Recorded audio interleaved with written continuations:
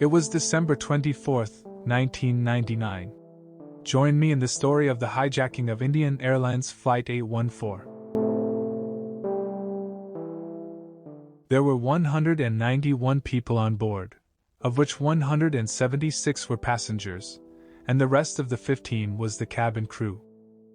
Out of these 176 passengers, 5 of them were hijackers from Pakistan.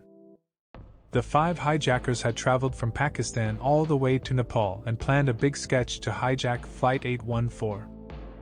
However, even in 1999, security in all the country's airports were high due to the rising rate of crimes. Due to this, they enlisted the help of the Indian mafia gangster, Dawood Ibrahim. Going back to Flight 814, as soon as the flight had reached Indian airspace, they called the chief of the cabin crew and threatened them with weapons and told the pilot that they had a bomb strong enough to blast the airplane into pieces midair. They then made their intentions clear to the passengers and further separated them into women and children, and men. They also draped the passengers with a cloth so as to handicap the passengers of the flight. They weren't allowed to go to the toilet, and were also denied food. The hijackers told the pilots that, whatever the case, they should not land in India. They told the pilots that their intended destination was Lahore, situated in Pakistan. The pilots then informed the Delhi airport about the hijacking and how Flight 814 was going to land in Lahore. However, the communication was largely cut off and the news of the hijacking reached even the Prime Minister, only after about 1 hour. As time passed, 2 problems became clear to the cabin crew and the hijackers. The pilots, being pressured not to land in India, then told the hijackers that they didn't have permission to land in Lahore. The other problem they faced was the shortage of fuel. The trip was meant to be a short trip from Nepal to India and the fuel wasn't loaded beyond the specified amount needed. Eventually, given no choice, the plane was forced to land in the Amritsar airport in India to refuel. This was a strange twist in events. However, the smart team of police in Punjab devised a sketch in which police would hide in a fuel tanker, and when near the flight, would get out and slash the tires of the plane, therefore playing for time. However, the Prime Minister's secretary's brother-in-law was in the flight. Due to this, the secretary did not allow the Punjab police to take any security risks in fear of death. By the time all of this information had been passed, the hijackers forced the pilots to take off even though the flight hadn't been fully refueled. The pilots were then asked to land in Lahore. The pilots told the hijackers that, due to no permission to land, they could not land in Lahore. The hijackers paid no heed and told the pilots to land in Lahore anyway. However, the airport department of Lahore was fighting with the Indian intelligence agency. In an effort to avoid Flight 814 from landing in Lahore, they switched off the lights present in the runways of the airport. These lights are very important for landing as well as taking off of a plane. In a desperate attempt, the hijackers asked the pilot to land in the airport regardless, even without any visibility. The pilot deserves a lot of merit for not buckling under intense amount of pressure.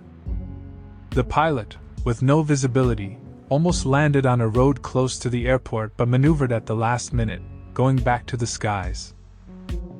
In a desperate attempt, the pilots called the Lahore airport department begging them for permission to land, as they were running out of fuel and the only other option was crash landing onto Lahore, killing the passengers, and possibly civilians.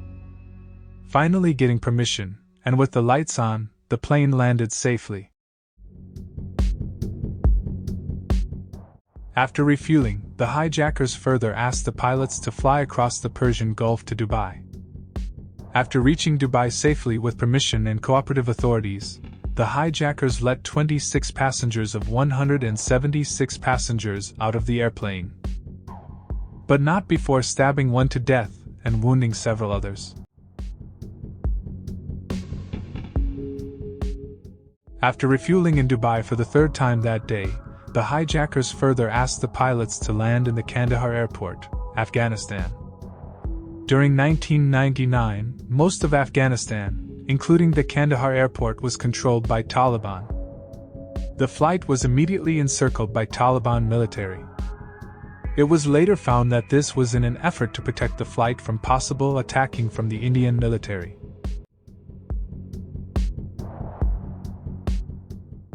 At this point, Indian authorities were very tired. They had previously asked Pakistan if they could get their commandos into Lahore to attack the hijackers, which Pakistan denied.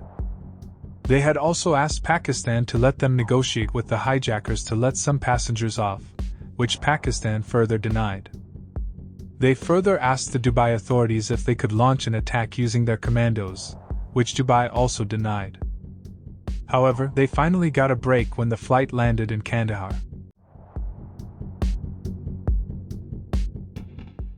A team of Indian intelligence and negotiators were sent to the Kandahar airport to negotiate with the hijackers.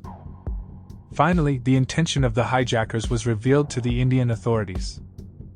They wanted the release of 36 terrorists and payment of around 16 billion rupees, which is around $200 million. The Indian authorities unanimously disagreed to follow up with these demands.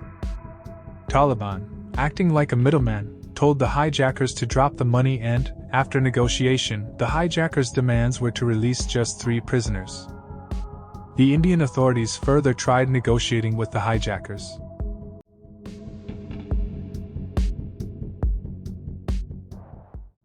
Till now, I haven't told you the time span of the negotiations. However, at this point, it had become 7 days since the flight had first taken off. The conditions inside the flight was at an all-time low. All the passengers had cloths wrapped onto their eyes. The food conditions were even worse. They were only given food from the plane, and the food storage was quickly devoid of food. Toilets in the plane had started overflowing. Human excretion was there everywhere in the toilets as well as directly under the plane.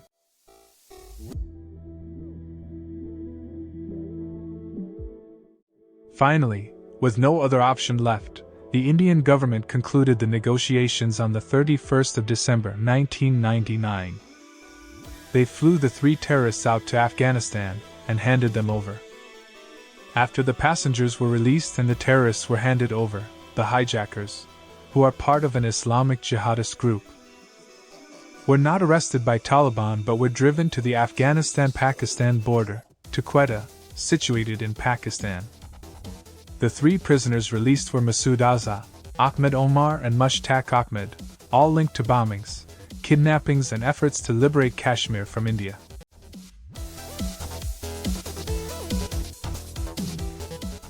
How did you guys like this video? I'd be highly grateful if you guys subscribed for more Indian crime content like this. Hope you have grim dreams. Good night.